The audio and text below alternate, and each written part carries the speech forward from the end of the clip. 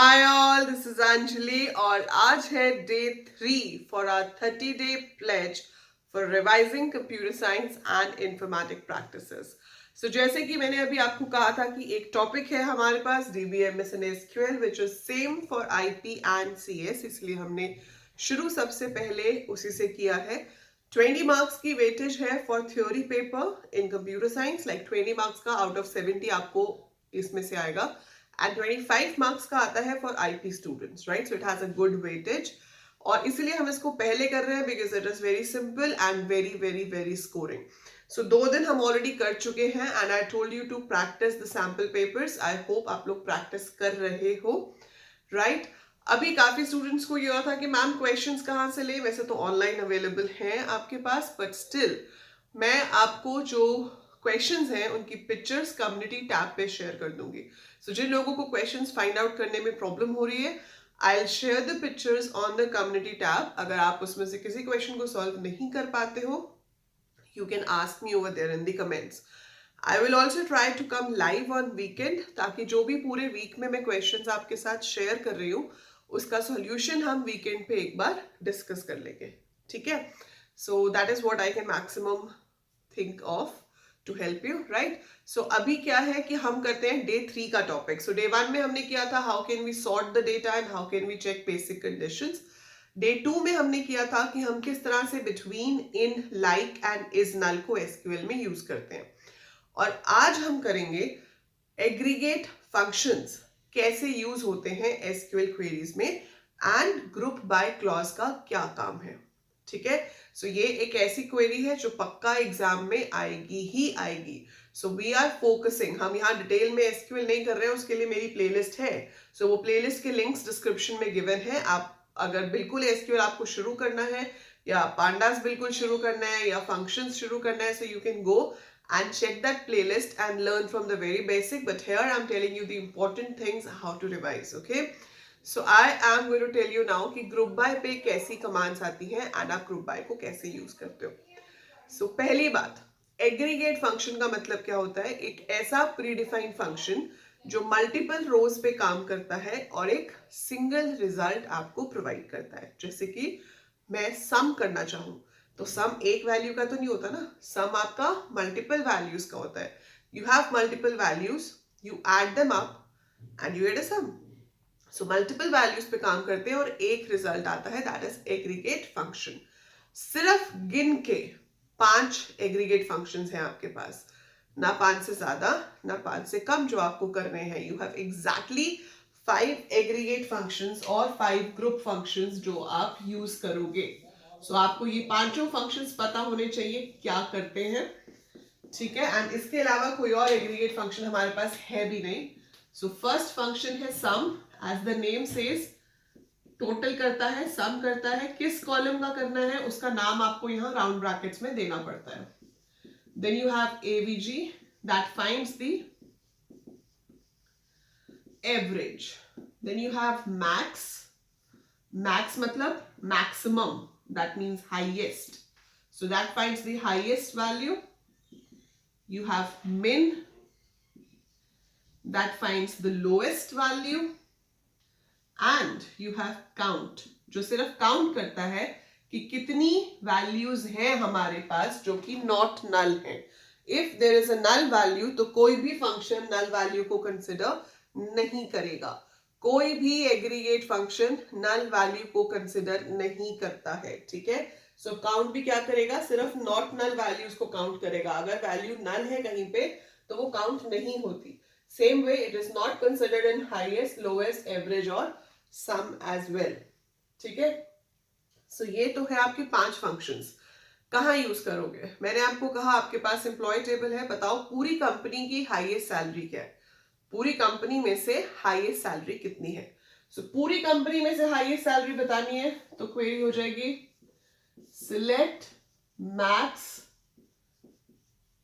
Salary from employee. So ये क्या करेगा, पूरे टेबल में से जो भी एम्प्लॉयज की हाईएस्ट सैलरी बनती है वो शो कर देगा। सो कंप्लीट टेबल में से जो भी सैलरी की हाईएस्ट वैल्यू है, it will show you that.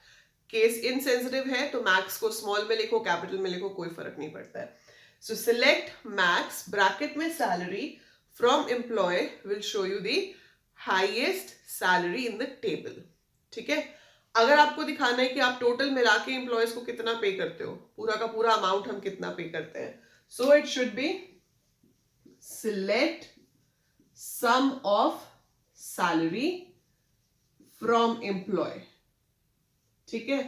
अगर आपको पूछा जाता है कंपनी की एवरेज सैलरी क्या है, तो आप सम की जगह पर क्या लिख दोगे, एबीजी. ठीक है. तो जहां सम निकाला है उसकी जगह पर मैं एबीजी कर दूंगी तो मेरे पास आ जाएगा कंपनी की एवरेज सैलरी क्या है. पर अब मैं कंपनी नहीं कहती, मैं कहती हूं कि डिपार्टमेंट नंबर 20 की एवरेज सैलरी बताओ क्या है. So you have to tell department number 20 की एवरेज सैलरी क्या है. सो कैसे निकालेंगे, select average salary from employee where, select average salary from employee where department number is equal to 20. ठीक है. So select average salary from employee where department number is equal to 20. So जहां पे department number 20 होगा, ठीक है, सिर्फ उन्हीं employees को पहले वो फेच करेगा और फिर उन एम्प्लॉयज की एवरेज सैलरी निकालेगा. सो आप वेयर लगा सकते हो if you have to put a condition. So चाहे आपको काउंट करना हो, मैं कहूं कि बताओ how many employees are there. ठीक है. How many employees are there in department number 30. तो क्वेरी क्या होगी, select count emp number from employee where department number is equal to 30. अगर काउंट एक अकेला फंक्शन है, count is the one and only function, जहां पर अगर आपको काउंट करना है और आप किसी कॉलम का नाम नहीं देना चाहते तो आप वहां पे सिलेक्ट स्टार भी लिख सकते हो.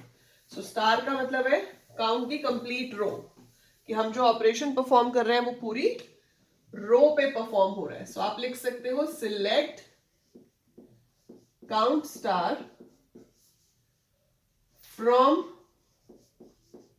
Employ where department number is equal to 30. So ये आपको बता देगा how many employees are working in department number 30. So department number 30 में कितने एम्प्लॉयज काम करते हैं. अब इस काउंट पे एक ऐसा क्वेश्चन है जो हर साल नहीं तो हर ऑल्टरनेट ईयर बोर्ड में पक्का आता है. ठीक है. अभी सैंपल पेपर में भी है. क्या है वो क्वेश्चन, आपको ऐसे दिया जाता है कि select count star from employee where department number is equal to 30 लिखा है मैंने, और इसका आंसर आ रहा है 15. बट अगर हम कमांड लिखते हैं select count job, there is a column called job in the table जो कि बताएगा कि एम्प्लॉय सेल्समैन है, क्लर्क है, क्या है. सो वो बताने के लिए एक कॉलम है, और मैंने अगर उसको काउंट कर लिया तो मेरे पास रिजल्ट आ रहा है 13. सो अब आपको पूछा जाएगा कि ऊपर वाली क्वेरी का आंसर तो 15 आ रहा है, नीचे वाली क्वेरी का आंसर 13 आ रहा है, क्यों? चेंज तो सिर्फ इतना ही किया ना कि काउंट स्टार की जगह काउंट जॉब लिख दिया. डेटा वही है, टेबल वही है, क्वेरी भी ऑलमोस्ट सेम है. So why is this difference? ये डिफरेंस है नल की वजह से. सो मैंने आपको बताया कि काउंट जो है वो नल को कंसिडर नहीं करता है. सो आप इसकी जस्टिफिकेशन क्या दोगे कि there will be 15 rows in the table. Table के अंदर 15 रोज हैं, इसीलिए जो कि डिपार्टमेंट नंबर 30 में है, इसलिए जब हम ये कमांड लिखते हैं तो we get 15. लेकिन उन 15 रोज में से 2 रोज ऐसी हैं जिन एम्प्लॉयज को अभी तक जॉब असाइन नहीं हुई है, मतलब जिनके जॉब वाले कॉलम में नल है. ठीक है. सो जहां पर 13 क्यों आ रहा है, क्योंकि 2 एम्प्लॉयज ऐसे हैं. टोटल एम्प्लॉयज आपके पास 15 है डिपार्टमेंट नंबर 30 में, बट देयर आर 2 एम्प्लॉयज जिनका जो जॉब वाला कॉलम है उसमें कुछ भी वैल्यू नहीं है. It is null and null is not counted by count. ठीक है. सो नल काउंट नहीं होता है, that's why the answer is 13. I hope ये क्लियर है सबको. जिसको समझ आया है वो यही रीजन जो जस्टिफिकेशन मैंने आपको बताई है, you are going to write it in the comments below right now. अगर आपको समझ आया है दोनों कमांड्स में क्या डिफरेंस है, तो उसकी जो जस्टिफिकेशन है कि क्यों 13 देगी सेकेंड क्वेरी, वो आपको क्या समझ आया है अपने वर्ड्स में आप अभी के अभी नीचे कमेंट्स में लिखोगे, ठीक है? So write it down in comments in your own words that what do you understand, कि क्यों ये 13 है, व्हाई नॉट 15? सेम टेबल से डेटा फेच कर रहे हैं, देन व्हाई 13, व्हाई नॉट 15? और ये क्वेश्चन पक्का आएगा किसी ना किसी तरह से आपको एग्जाम में, हर साल आता है। सैंपल पेपर्स उठा लो, प्रीवियस ईयर पेपर्स उठा लो, you will get it in one or the other form, ठीक है? लिख दिया? अब इसके बाद अगला काम है कि मैं आपको कहती हूं एवरेज सैलरी दिखाओ डिपार्टमेंट नंबर 10 की, तो आप लिख दोगे select AVG salary from employee where department number is equal to 10। फिर मैं कहती हूं दिखाओ 20 की, तो आप लिख दोगे select AVG salary from employee where department number is equal to 20। But हर डिपार्टमेंट के लिए थोड़ी ना मैं कंडीशन लगाई जाऊंगी। आई वॉन्ट अ कमांड कि मैं एक क्वेरी लिखूं और वो मुझे सारे डिपार्टमेंट्स दिखा दे और उन डिपार्टमेंट्स की एवरेज सैलरी क्या है वो भी दिखा दे। So it should show me the list of departments along with the average salary of each department. तो आप वो कैसे करोगे? सिलेक्ट, जिस कॉलम पे आपको ग्रुप्स बनाने हैं, सो आप पूरे डेटा को ग्रुप करना चाहते हो on the basis of department numbers, तो आपने लिखा है सिलेक्ट डिपार्टमेंट नंबर। क्या शो करना है उस ग्रुप के लिए? आपको उस ग्रुप के लिए आपको शो करनी है एवरेज सैलरी। कौन से टेबल से डेटा उठा रहे हैं? From employ.